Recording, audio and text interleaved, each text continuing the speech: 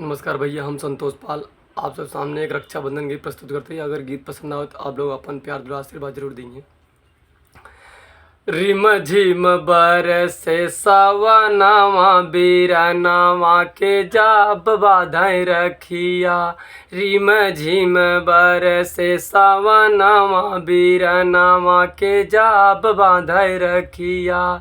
जाब बांधे रखिया हो, जाब बांधे रखिया, जाब बांधे रखिया हो, जाब बांधे रखिया, बीरनवा के जाब बांधे रखिया।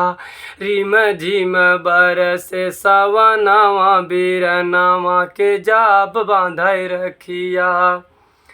अमर रहे भैया यही बहिनी मनावई, अमर रहे भैया यही बहिनी मनावई।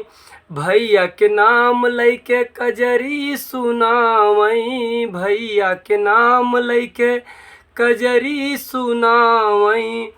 प्यार भरा झूलबै झूलनवा बीरनवा के जाब बांधे रखिया।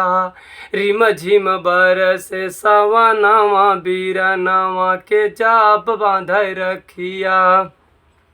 हाथे माधव रखिया माथे टिकवा लगइबै, हाथे माधव रखिया माथे टिकवा लगइबै।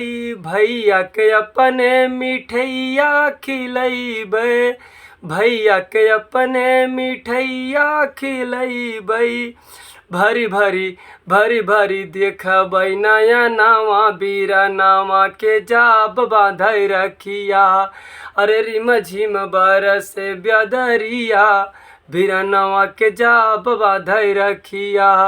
जाब बांधे रखिया हो, जाब बांधे रखिया, जाब बांधे रखिया हो, जाब बांधे रखिया, बीरनवा के जाब बांधे रखिया। रिम झिम बरसे सावनवा बीरनवा के जाब बांधे रखिया।